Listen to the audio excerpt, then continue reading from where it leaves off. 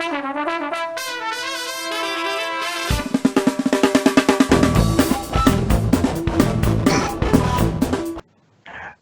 welcome back to another Boxscore Geeks show. You were not aware of this, but we've had some fun technical difficulties that we will discuss that now has us with Ghost Brian. Brian will not be on this week's show, even though he is here in spirit, and Art and I will be able to hear him. So I'm your host, Dre Alvarez. This is the Boxscore Geeks show, and we have another special guest returning, giving another one of our special guests a run in terms of appearances on the show. Coach Art Rondeau, who we've had on multiple times now, expert in free throws, neuro-linguistic programming, coaching the NBA. Say hey, Art. Hey, Dre. Thanks for having me back. I'm looking forward to this.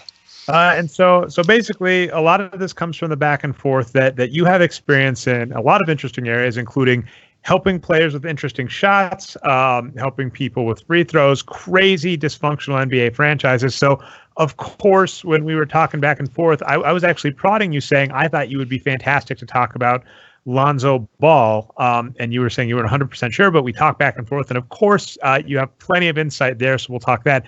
But then the NBA offseason, including your former Knicks, have gone nuts too, so there is just a ton to discuss. We're not going to really have a set agenda, and as we mentioned, we kind of had some technical difficulties, so the show started doing it, so I'm just going to dive right in.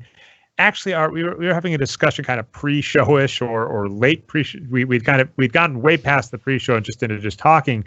We were talking Kristaps Porzingis. So, what's going on right now is obviously the Nets too. The Knicks are a mess. Allegedly or not allegedly, who knows at this point with all the reports. Kristaps Porzingis was maybe on the block according to Phil Jackson, maybe not. Who knows? And one of the things that I kind of brought up that may make me unpopular with some is, well, I'm not saying Kristaps doesn't have potential, and I'm not saying he might not turn into a great player. When we look at his numbers, and if Brian is still hearing us and has the Boxscore Geeks site up, he might show it. According to our numbers, if you view Kristaps Porzingis as a big, he's a below-average player, and part of that's actually shooting, which is funny because I think many people think of Kristaps as a shooter. He is a 7-footer with an outside shot, but if you look at his shooting efficiency compared to the NBA league average, last year it was 55.2% when you factored in free throws and threes. His true shooting percentage was 54.6%, I believe. He's a below-average player, according to our numbers. But Art, you actually said you thought you had some thoughts about his game, both on the offensive side and the defensive side.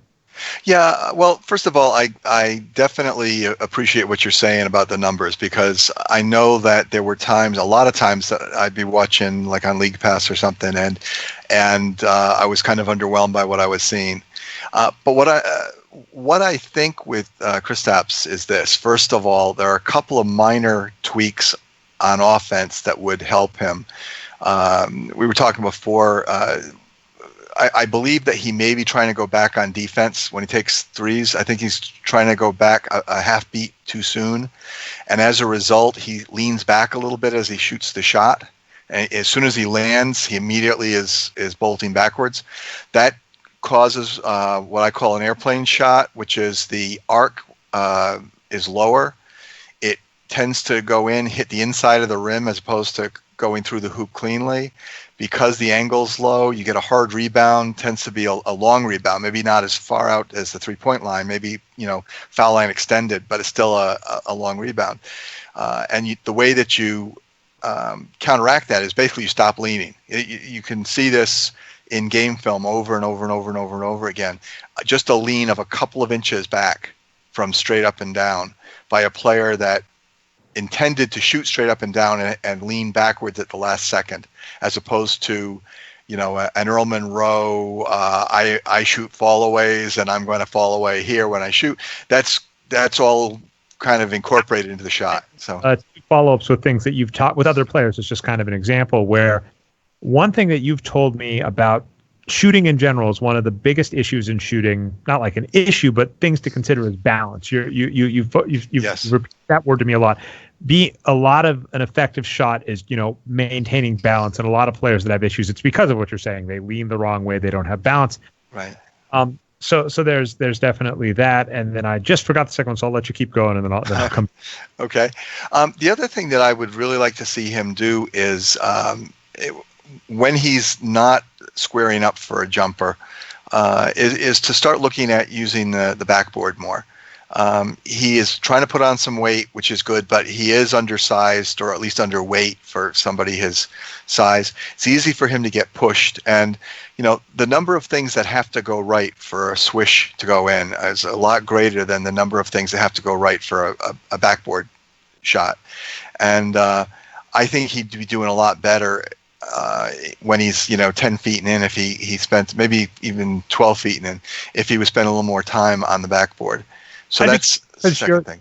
You're definitely more familiar with shooters in this era, and it's funny to call him a shooter of this era because obviously just retired 2 years ago.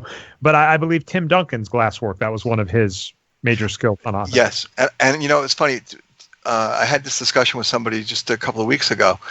One of the things I think that Tim Duncan did, that using the backboard did for him, allowed him to have a longer career. There are a lot of guys that have a career based on their athleticism. And a couple of things happens.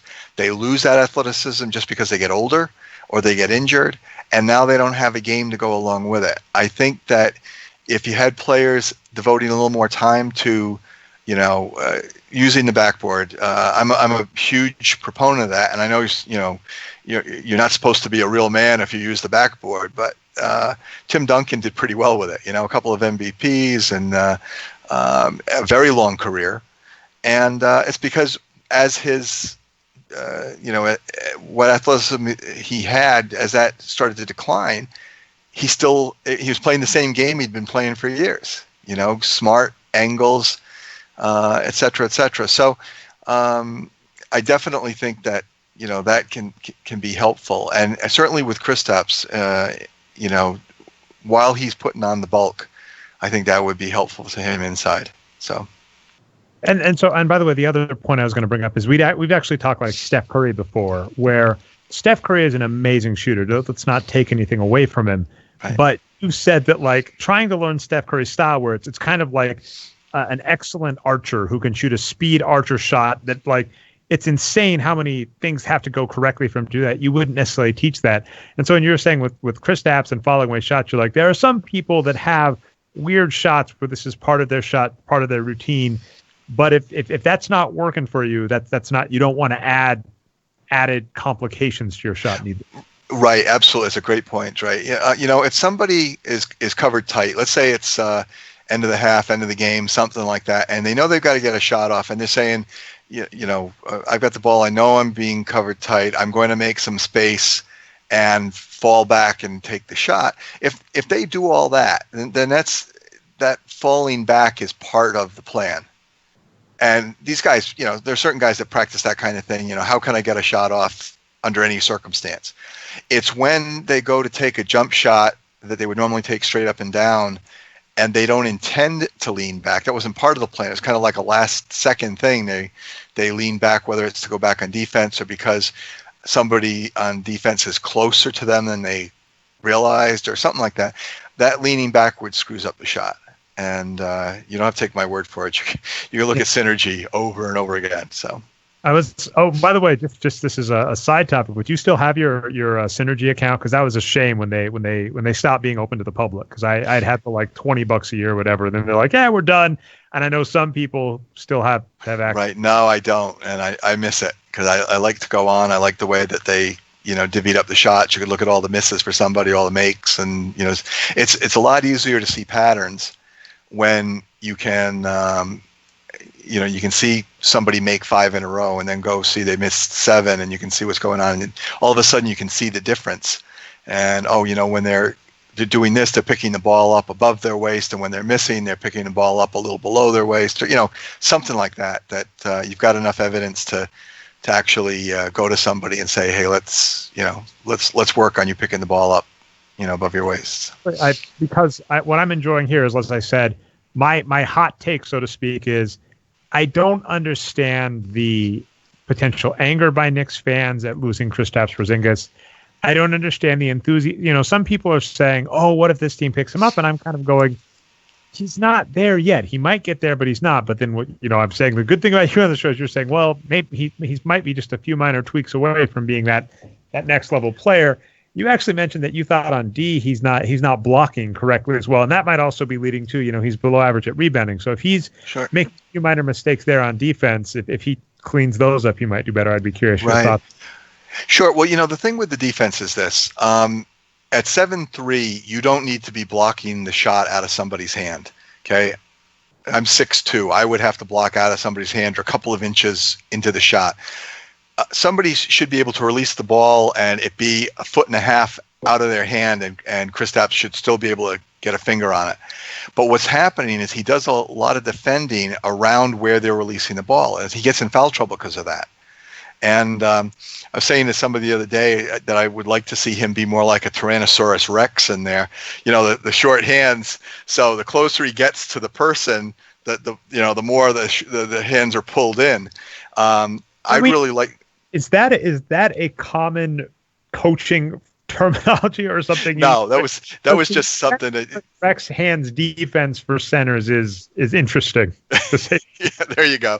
But you see where he's picking up a lot of fouls because he's standing a foot and a half away from a shooter that's a foot shorter than him, and he doesn't need to stand that close. He could be a couple of feet away. It's harder. I mean, if he's that close, and especially if he's got his arms up like this, all you got to do as a smart shooter is just jump into the arm.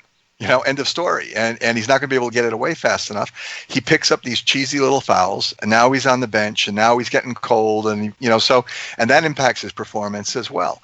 So what I'd like to see him doing is, keeping his hands away from the shooter, keeping his body a couple of feet away, and then, when the guy goes to shoot, then he goes up, because even if he doesn't touch it, he should be getting, the shooter should be changing what he's doing because he's there. And so I think he'd have a lot more impact. And that's not saying he's not doing a good job blocking shots, because as you said, the numbers show that he does well with that. But I just think that if he changed the way he's doing it, he would pick up fewer fouls. And that in and of itself could, your other one thing that has always kind of irked me about when people bash players on defense that just doesn't logically fit with me is, if you are a tall player and a good rebounder, that means you have to stay between your man and a missed shot. So to your point there, if all Kristaps does is impact their shot, but now he's 7 feet tall and in front of them in the basket, if there is a rebound, he is getting that rebound. So I think so, yes. So I'll stay. The good news, so to kind of, I'm sticking with I'm not 100% for the enthusiasm yet, but the good news is Kristaps is still young and on a rookie contract, which means if you invest in Kristaps, you're not betting the farm, right? Like it's one of the reasons against betting on players like DeMar DeRozan. I'm not saying he can't improve. I'm saying if you have to invest $20 million a year that this guy's going to improve, I'm not seeing it. And you're saying it might be a couple steps away. And the good news is, I keep saying this, and this might lead us into some of our rookie talk. It's always been in the back of my head. You're one of the people I bug about this the most. It's how many good players have we had that went to bad environments, and as a result, just their talent, their skills, their potential was lost because the NBA is horrible for this, right? We're sitting here cheering about the Philadelphia 76ers, Los Angeles Lakers, and Brooklyn Nets. Who's going to get what? And thank goodness the Brooklyn Nets don't get any of them, right, because of the Celtics. But we're sitting here with three dysfunctional teams fighting over who's going to get arguably the top players in the draft. And I'm going, you have some of the best players potentially going to teams that have so much behind-the-scene drama, so much bad coaching, so much bad front offices. We might be ruining these players. Well, I think that anytime you get somebody coming out of college or even coming out of high school, depending on what they do with all that, or if they go from high school to, say, play in Europe for a year and then come over. A lot of them think they're ready for the NBA, and a lot of them may even have the talent for that. But there's a whole maturing process. There's a lifestyle change for sure.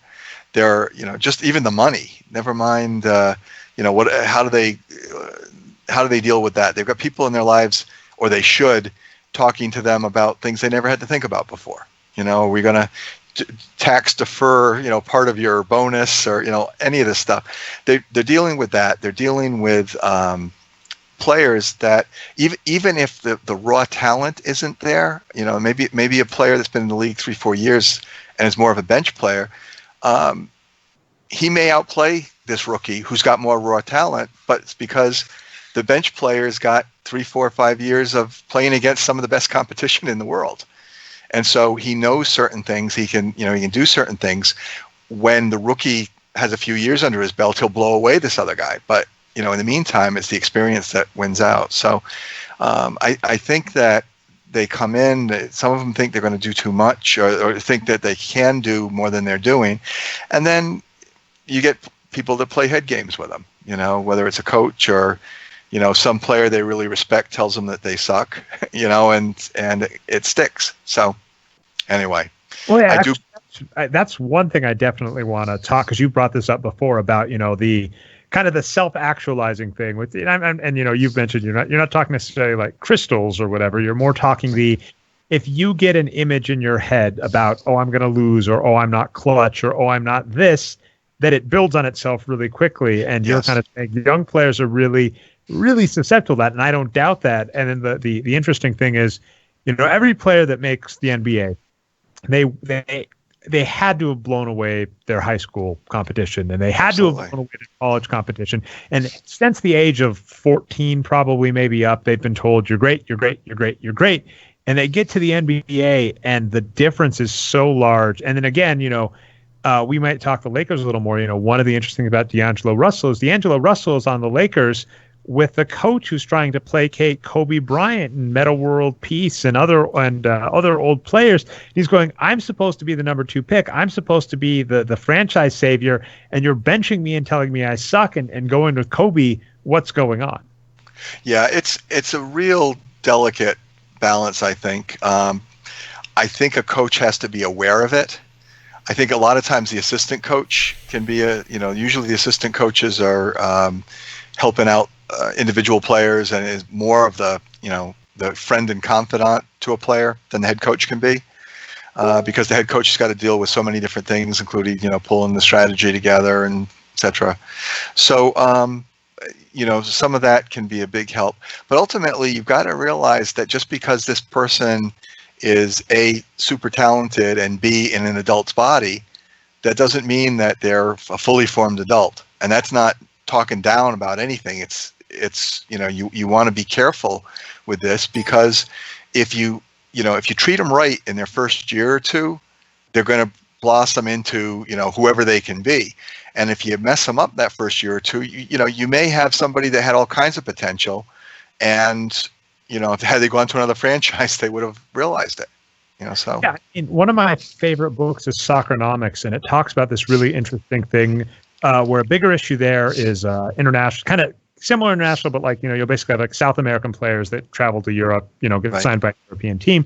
And one of the funny things that the book mentions is just how stupid, sorry to be mean, and maybe things have changed since Steven Szymanski wrote it, because it is years old now at this point.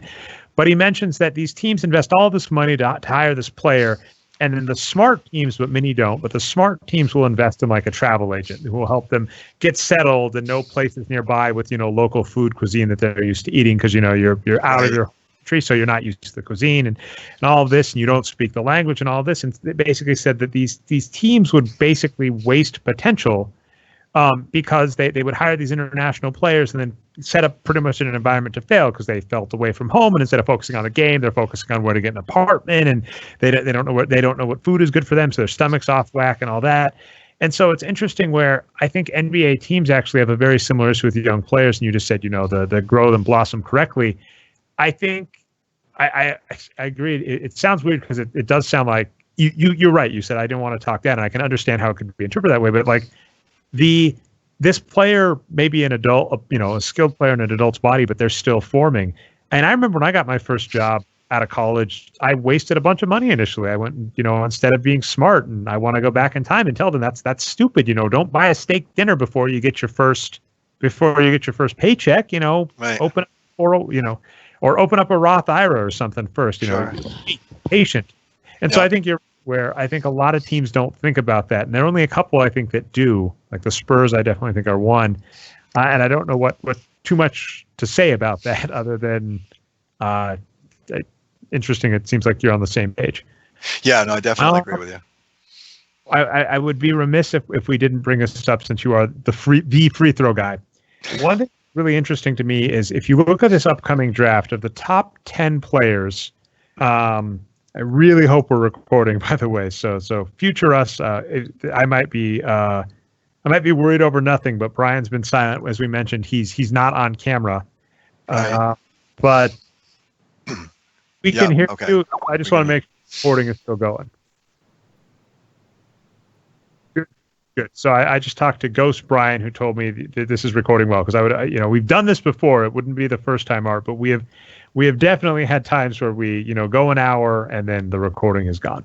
And I think every guest has. Sure. But I think of the top 10 players in the upcoming mock draft, I think like 6 of them are below average and only 2 of them are shooting above 80%. And none of them are blowing me away. And it kind of baffles me. And I would be curious your thoughts about the number of young players that don't seem to be able to shoot free throws, especially like the top players, Markelle Fultz, Lonzo Ball. He dropped, but I think Jackson was originally number 3. And I'm forgetting number 3's name at the moment, who's a Jason Tatum is supposedly, at least on the current draft boards at Draft Express, going to the Celtics. Of those top 4, Jason Tatum is the only one that can shoot free throws. So, Art, I'm curious your opinion about the number of young, high-rated prospects that none of them can shoot free throws. Well, I think there's a couple of things with that. First of all, there are certain programs around the country that put a lot of players into the NBA, college programs, and for certain reasons that I don't know, I could probably figure out, but I haven't gone to the practice or whatever. But they typically don't shoot free throws well. I mean, Syracuse is renowned for their bad free throw shooting. I mean, you're almost expected. I think if you were to go there as a recruit and you had a 90% free throw, I think you'd be obligated to do something different so you could shoot 40 and fit in with the rest of the team. But Kentucky, I mean, John Calipari, one of the greatest coaches in history, his teams don't shoot free throws well a lot of the time. The same thing when he was at Memphis. Why that is, I don't particularly know. It could, I mean, my alma mater, URI, they were in the 260s, I think, out of 320 something Division I teams. They were in the 260s for the last 3 years. So whatever it is in the water, they haven't cleaned it out, So I think part of it is that players may be going to programs that aren't either teaching it right, or for some reason there's a collective belief that, we can't shoot free throws. And the other thing is, a lot of these guys now, they're college bodies trying to look like their NBA bodies. They've been hitting the weights and all that. They don't want to look like freshmen in college. They want to look like, second, third year pros. And, when you lift weights, particularly NBA level weights, you're talking about doing a lot of upper body stuff. And you tend to strengthen your lower body, but if you're going to bulk, you're going to do it upper body. There's no sense in putting a lot of bulk on your legs when you're going to have to carry those up for rebounds, So, but what that does is that messes up your center of gravity. We're back to my center of gravity thing. You knew I'd get there sooner or later. It was very, very zen. So, so the fact is that they are messing with their center of gravity. When the center of gravity is off, that's the major reason for most, the high percentage of missed free throws. You fix that issue and a lot of things fall into line. Guys that are shooting in the 50s will shoot in the 70s. Guys that are shooting in the 70s sometimes go into the high 80s or low 90s even. So anyway, but that's my take. That is fascinating. I mean, obviously one of the books that always comes up is Moneyball. And, it is funny because I remember, players, Kevin Love, we loved from the get-go. We thought he was a great draft pick. We thought he was rookie of the year caliber player. We've loved him since then. Nice. We got Art back in the light. There we go. And my halo's showing. Oh yeah, no subtext there. But then I was say that, we have these players, and then you look at them and you're like, that doesn't look like an NBA body. And I mean, I remember Kevin Durant was the same way, right? As a rookie, he kind of sure skinnier, and people are like, he needs, and what you're just saying, they need to bulk up, they need to bulk up, they need to bulk up. And it's funny where that's very Moneyballish, where the book was saying you have all these players that can get on base, but they don't look like baseball players. I think that was one of Michael Lewis's kind of kind of points as he was saying, you'd go in the Oakland A's locker room, and if you didn't know better, you wouldn't realize they were baseball players. And that's a really funny one to point that out, to basically go, the NBA still does have the look problem. We've talked about these players that can't shoot, but people think they're shooters because they look good. Allen Iverson's still coming up in debates on my timeline. I'm seeing these fantastic YouTube clips of Allen Iverson in his prime crossing people over, and it's the Moneyball line. If he's such a great hitter, why can't he hit? Allen Iverson in his prime was average. He was league average with his shooting. So if he's such a great shooter, same thing with like Russell Westbrook. Every time I hear this indefensible, not indefensible like bad, but like you cannot defend the shooter, I'm like, if they're so hard to defend, then why the hell are they shooting league average or worse? Well, it's a great point. I think, when you look at Iverson, what he really excelled at was getting himself open. I mean, and that and toughness, you put the two of those together, and that, really defined a lot of his career. But, he could certainly shake his way loose from, a defender. Now, sometimes that resulted in a score, sometimes it didn't. But he was so good at getting open that he could take these shots, and then now you've got a high volume shooter, maybe not hitting as many as you'd like, but he's hitting enough of them in a game that they're winning, or that they're losing by a couple as opposed to getting blown out, let's say. So I think he was certainly a different player than, if you look at Steph Curry, he's really great at getting a little bit of space and getting a shot off, but we're talking different types of shots and different success. What's fascinating to that is, I mean, the honest truth, if you look at Allen Iverson's skill, is if Allen Iverson got rid of his mid-range jumper entirely in the NBA, because like the other thing is he could get to the rim. It was nuts right. how good he was at getting to the rim for, being as tiny as he was. If he'd taken threes, I think it's a completely different story.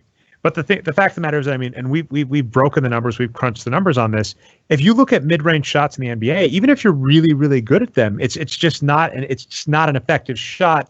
If you're 5% better than like league average, which is fantastic for mid-range, it's like LaMarcus Aldridge is that, it's still not as effective as shooting close or shooting three. So the funny thing is, Allen Iverson was supremely talented, but it's just shot selection, and that's an entirely different game. And I would be interested to see if in the modern NBA, where 3-point shooting is the hotness, if Allen Iverson wouldn't be an entirely different player. Could very well be. It's a great point. I mean, I know there have been some debates recently that talk about how many threes Jordan hit during one of his best years, or how many threes Bird hit. And it's, I mean, they took fewer shots than Steph Curry's missed from out there, in a season. It was a totally different game. And I think Iverson would have adapted. How well, I don't know, but certainly, I think he was innately a basketball player, and he had things that worked for him, but probably some other things that could have worked a little better had the game been different and he been channeled that way.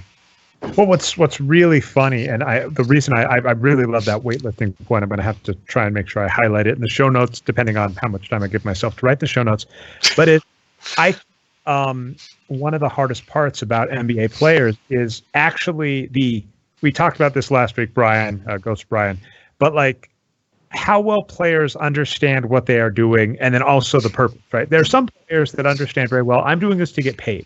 And if I tell them this is not, we could go up to Russell Westbrook and say, look at the majority of his triple doubles helped them win games last season. But there were a couple of those games I'm like, listen, man, I know damn well you are just trying to get 20 points in this game, and you are shooting terribly. Stop shooting. And he might look at you and go, look, I got 11 assists already. I don't need another assist, but I do need 20 points. If I get 20 points and a triple double in this game, that means so much to my image, my next contract, my endorsements. Right. There's going to be some Russell Westbrook triple double something, right? That is going to be a thing. He knows that.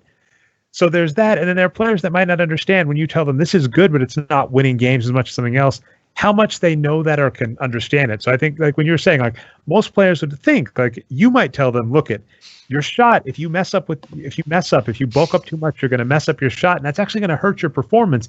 They'll look at you and go, no, I need to put on weight. That's going to help my performance, and that's a hard It is. The other thing I thought of while you were talking is that these players also, a lot of the ones that are going around for a workout here and a workout there, part of it is they're tired, and being tired messes with your center of gravity as well.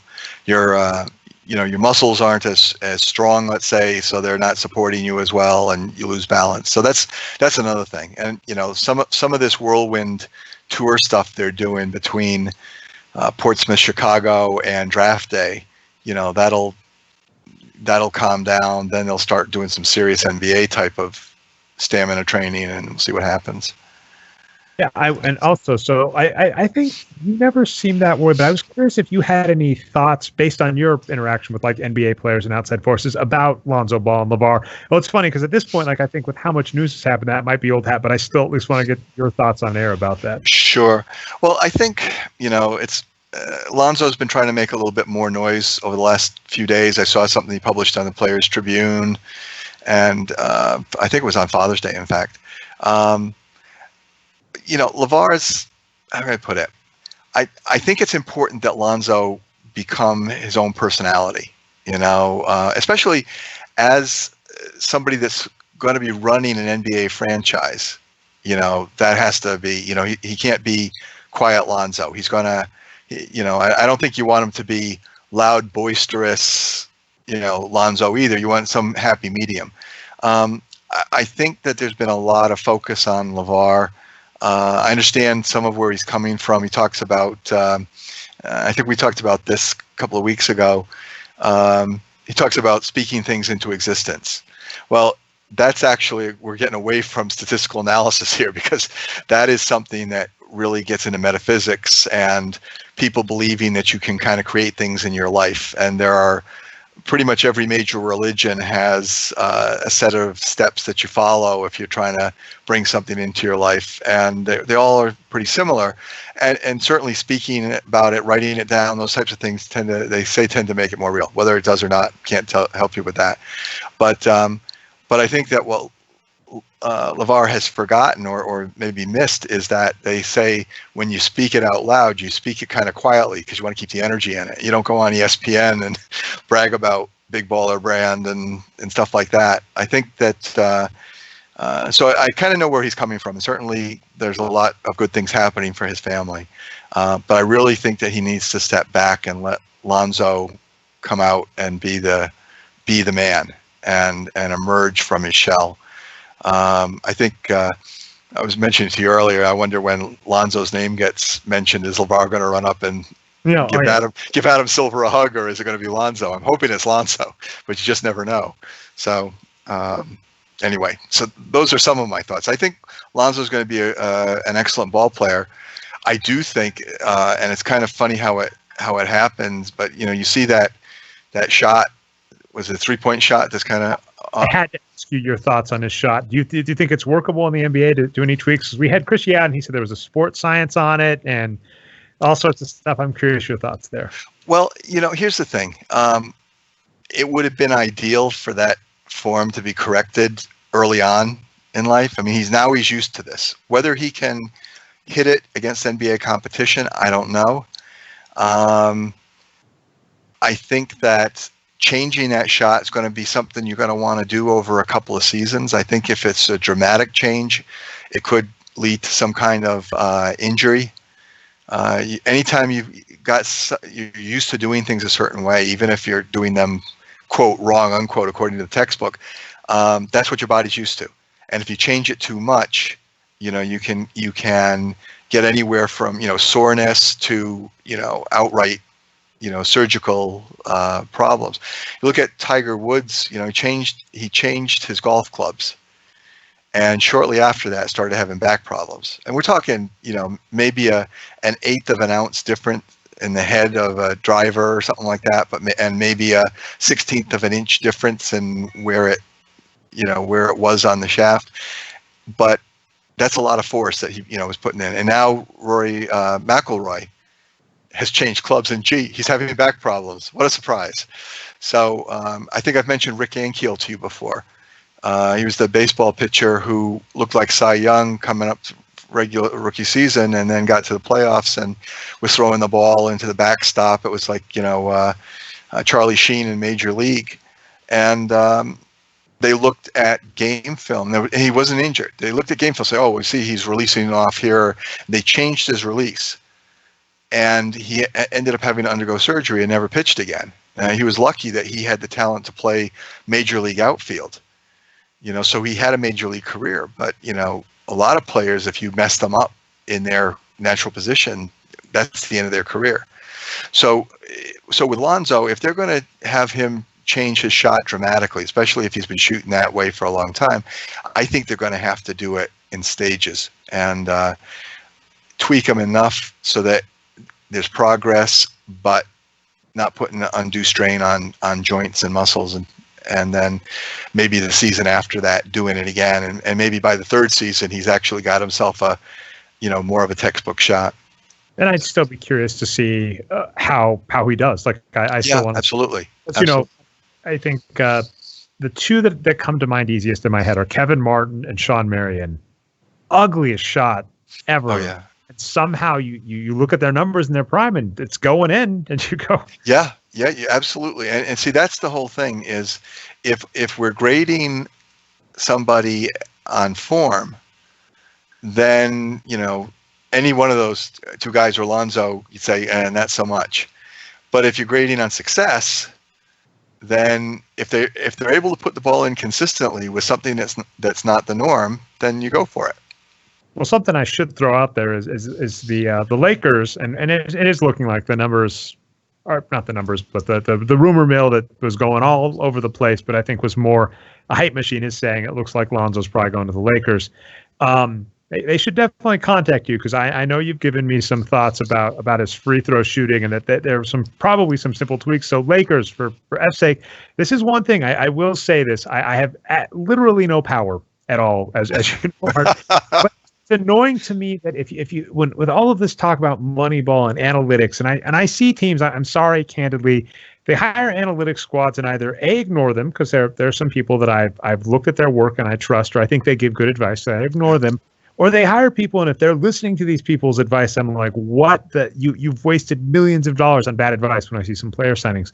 Yeah. But improving free throw percentage a couple inches on a team, and you and I were even having this discussion, like even the Warriors would have been worth it, right? That's a couple games in the regular season. That's maybe a close playoff game in a not this year contested playoffs. Right. And it's so funny because when we talk Moneyball, it's about gaming the game and improving wins and all this, and it just baffles my mind where free throw shooting, of all of the things that are so hard to deal with, right? It is a not team based thing, right? It's one person against the thing. It is a simple form. It's such an easy thing that I don't understand why more teams are not trying to improve, shooting efficiency from the line, because that does directly translate into wins. It does. I think part of it is this. What I discovered that was the base cause of most missed free throws is something that's not widely known. I mean, I protected it because I want to be the guy that goes in, not give it to somebody that's got a cousin that's in the front office of some place and they hire him. But there's a lot of it that people think that the coach should be able to teach free throw shooting.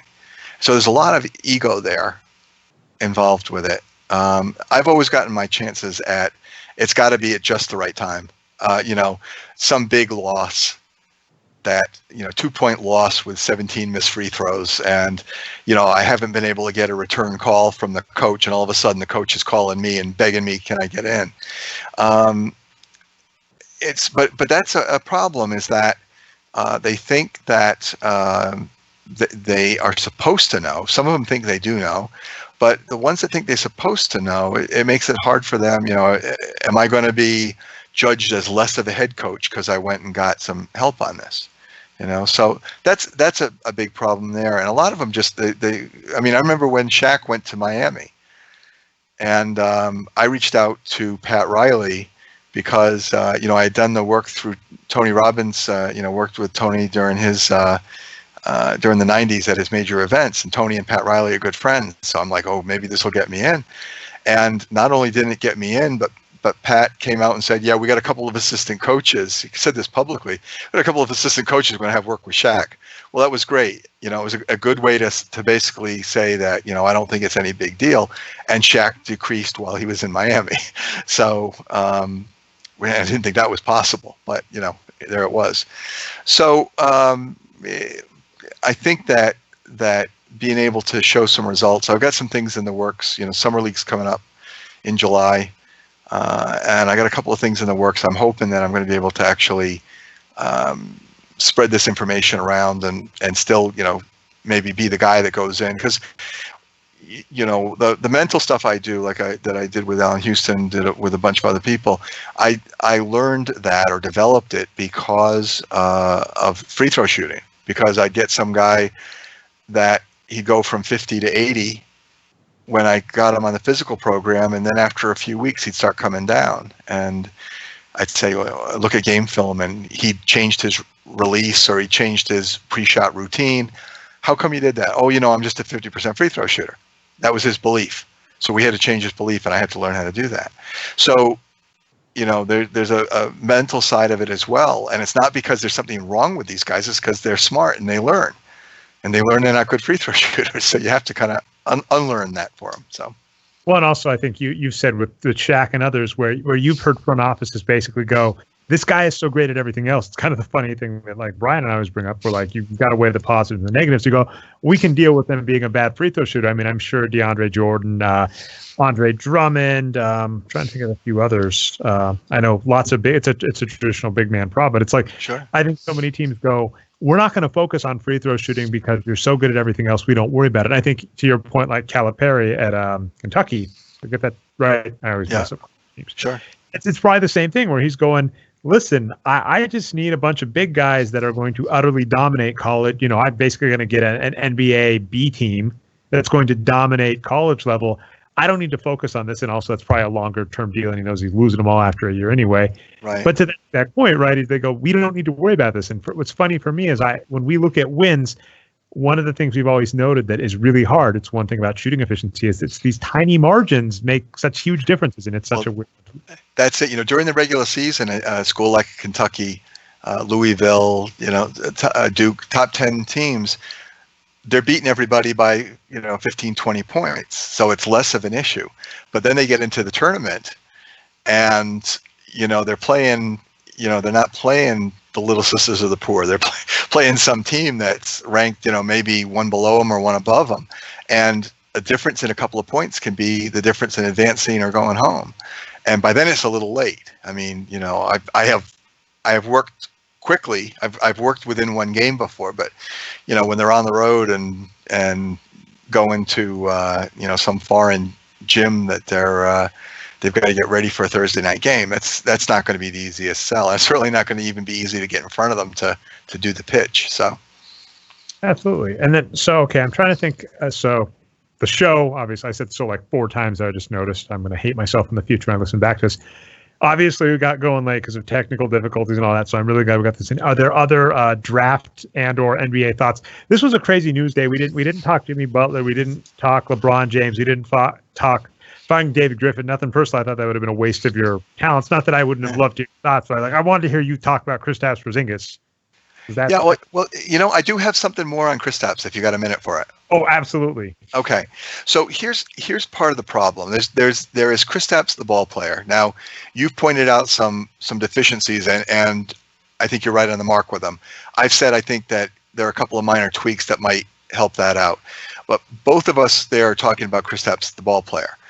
But then there's the whole issue about if they trade him, what happens? Well, is he really going to be a franchise player? We don't know. Okay, but the Knicks are so dysfunctional and have had problems for so long. And I mean, even now, here's Phil Jackson, Hall of Fame coach, who's under siege on a daily basis in the media, and they're saying that the one good thing he did was draft Kristaps. So then all of a sudden they're saying, well, and he might get rid of him. Well, I mean, the might get rid of him is very Knicksian. And all the fans are taking a collective gasp about, what's this going to mean?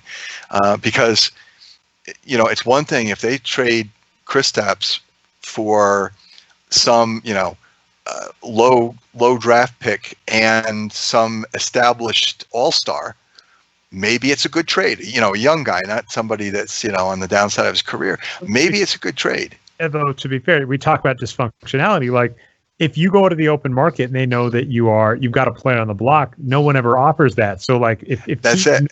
Knicks are dysfunctional, no one's going to offer that now because of how they've handled the situation. Absolutely. And see, the thing about it is this. I think that part of this is being blown up, and maybe even in the minds of the parties involved, because Porzingis missed his exit interview, has not been in contact with the front office. The front office hasn't been in contact with him. And this is a bad way to do business. And I'm not pointing at the Knicks now. I'm kind of pointing at everybody. If Kristaps is upset, he needs to talk to them. If they're upset, or they're worried, they've got to reach out. Somebody's got to be, we're talking about a lot of tall people. Somebody's got to be a big enough man to take the first step. And because this could be resolved very easily. Or it could be that there's enough bad feeling that the best thing to do is to trade him. But again, like you said, with everybody seeing this drama playing out, nobody's going to come back. It's not that they're trying to get him in a trade. They're trying to take the Knicks in a sense. So how little can we get him for, as opposed to, we can get Kristaps and he can really make our team go to the next level. So I do think that that's a lot of the reason why you're hearing a lot of stuff about how terrible it would be to trade Kristaps, because he is seen by the Knicks fans as kind of like the light at the end of the tunnel. And they play over Penn Station, so a lot of times that light at the end of the tunnel is an Amtrak train coming at them. And I think that's what they're seeing now, is they're saying, oh, maybe it wasn't daylight. It was, here we got a train coming, and we could be losing the only good thing we've got. Because I don't think anybody's saying that, Melo's he's not on an upswing. I think Melo's a valuable player to the right team and the right offense, but nobody's saying, hey, if we can sign him for another 3 years, he's going to take us to the promised land. It's going to be him and somebody else. So if they start talking about the guy that, the unicorn is what they've been calling Kristaps, here the Knicks, stumble on this in a sense. Clarence Gaines Jr. Is their scout who basically pushed Phil to take Kristaps, and it says a lot about their prior relationship in Chicago, that he trusted Clarence enough that he would listen to him, because he hadn't seen him in person, I don't think, at the time that Clarence made that suggestion. And what it's done is it's given some hope to the fan base, and all of a sudden they're talking about maybe pulling that away. So that's not a good thing. So, yeah, though sadly, I think a change in location might be ideal, especially for a better run franchise for Kristaps. I agree there. I think that. I think he'll thrive in a lot of environments. He might thrive this year with the Knicks too, but there are certainly certain environments that, they push him enough and they coddle him enough, and it'd be a nice proper balance, and there wouldn't be all the daily drama of that you see in New York City. So. Yeah. All right. Well, we've almost hit an hour. I know like I said, there's plenty more, but the good news is I've said this to Brian before, it is news that is at least good to digest a little, because the offseason, after all of the excitement at the start of the offseason, after the draft, after the trades, after the few big names are signed, it gets dark. So we should at least enjoy that. So thank you very much for being on. Again, we already know there's so much news, got to be more in the future. I'll let you get any other last words you want to get before, including if there's anything other than your Twitter handle and website you want people to follow, and then we'll take it out. I'd say, well, thanks. Let me. Twitter handle is @ArtRondeau, ARTRONDEAU. That's got everything on. It's got my blog, it's got my website, you name it. So if they can find me on Twitter, they can find me anywhere. So. Thank you very much. And and one thing you can pitch, if you will, because it's such a great job, is ask Brian to throw the link out to the Allen Houston statistical analysis, because I still get a lot of compliments on that. You did a great job with it. Oh yeah, so those. Actually, I feel bad. We completely buried the lead. Maybe if I go back, although I won't, Brian. Yeah. One of my favorite things on podcasts is this is a very common trope, and it's been around since the beginning of podcasts. I've been listening to podcasts forever. Is someone will say, "I'll edit that in post," and you do usually have to edit a podcast to a degree. Never happens. It always ends up in the final. But so like maybe go back to the intro. But yeah, basically, so the way we were introduced is you coached Allen Houston on the New York Knicks, and it is still to this day one of the most remarkable studies I've looked at in terms of how much of a performance impact, at the bare minimum, you're a lucky rabbit's foot, although we know you coached him. So regardless, one of the most amazing changes in coaching on a player. And as we know from how much I ranted in the show about it, it is one of the areas that interests me because so much of the data says essentially that coaches are interchangeable. It's not that they don't matter. It's that they're all doing the same thing. So when you find outliers in coaching, people like Greg Popovich and yourself, Art, that you really get interested, and it always baffles me. I'm like, why aren't more people? Why is everybody doing the exact same? Why are you hiring an interchangeable? Why are you hiring a coach that has 10 years in the NBA that the analysis says was an average coach for this team? Why are you hiring that guy? Do something else because it's an edge. So anyway, yes, the Allen Houston case study. Check that out. Art Rondeau on Twitter. Yeah, as you mentioned, easiest way to find that. We'll have you on again.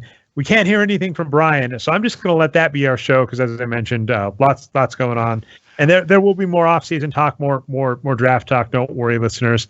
This has been the Boxscore Geeks show. Special guest Art Rondeau. I almost called you Allen Houston, Art, because I try and get my up for the next thing to say, and I had Allen Houston in the brain. So I said, special guest Allen Houston. Probably will never be on the show, though that would be a fun get. Produced by Brian Foster. You can find on Twitter as Boxscore Brian. Dre Alvarez, you can find me on Twitter as Nerd Numbers. You can find the show at the boxscoregeeks.com. We're also on iTunes and Stitcher. You can find us the Boxscore Geeks Show. Subscribe, upvote. We go live every week, twitch.tv/Nerd Numbers, Tuesday or Wednesday at 9:30 p.m. Eastern Standard Time. We did it this week mostly. And then you can find video recaps on channel Nerd Numbers on YouTube. Thanks so much, and we will see you next time.